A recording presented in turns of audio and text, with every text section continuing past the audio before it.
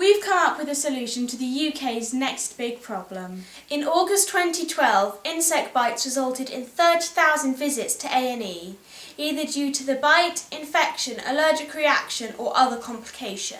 Now, most people think we're at the top of the food chain, like lions or sharks, but that would be oversimplifying things. In the UK, humans are the victims of over 12 different groups of biting insects. Many, such as spiders and wasps, use stings or bites as a form of defence.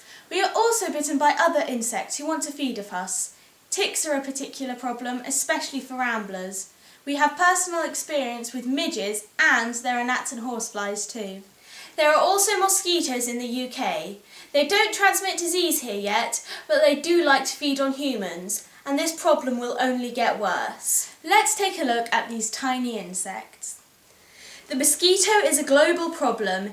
In hot and tropical environments, the female anopheline mosquito transmits a deadly pathogen which feeds on human blood. This pathogen causes malaria, and some believe that this type of mosquito is responsible for 25% of all human deaths ever. We are not here to deal with malaria.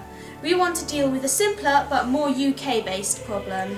Mosquitoes are prevalent everywhere in the UK. They thrive in warm, damp conditions. They enjoy standing water like lakes, pools and marshlands, which is also ideal for breeding. Chances are they will be in your garden, especially where you have a water butt to recycle rainwater.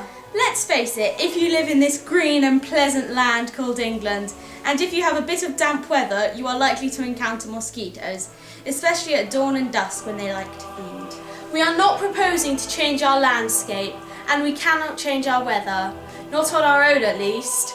But let's face it, it's getting milder and we've had recent flooding problems all over the UK. Global warming is an issue. We have an immediate problem, the mosquito bite, and this is what we want to address today. So, what happens when a mosquito tries to drink your blood?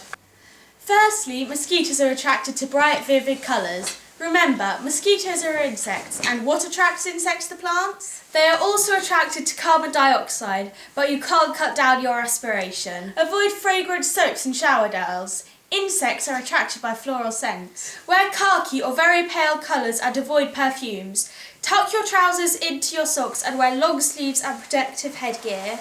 But this is not a good look when you're off to meet your friends for coffee. You could try eating Marmite sandwiches. There is evidence to suggest this works, but you either love it or you hate it. What happens if the mosquito bites? Firstly, the mosquito sticks its needle-like proboscis into your skin. Amazingly, it is not rigid.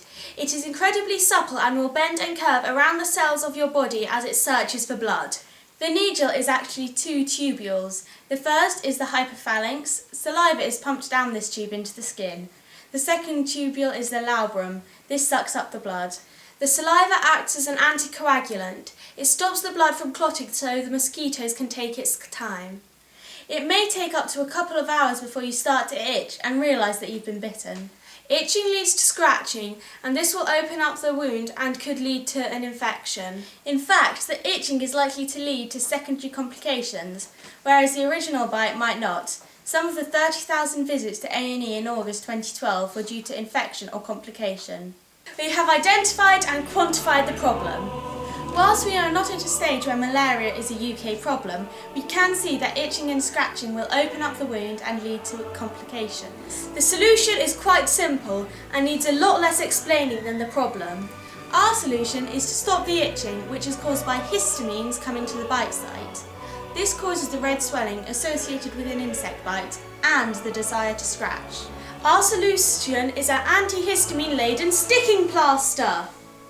The antihistamines will be in a dry form, infused into the wadding of the sticking plaster. It will be activated by the heat and sweat of the bite victim, and the active antihistamines will be delivered directly to the bite site, where it can combat the histamines in the body. It also protects the bite site from skin damage and further infection. We even have a sticking plaster with a blood-sucking mosquito on it, so that children can remember not to scratch. We haven't cured malaria, and we haven't reversed climate change. And we're not advocating summer months dressed like this. But we think we have come up with something that can help keep children and adults out of A&E this summer. This is Science Rocks.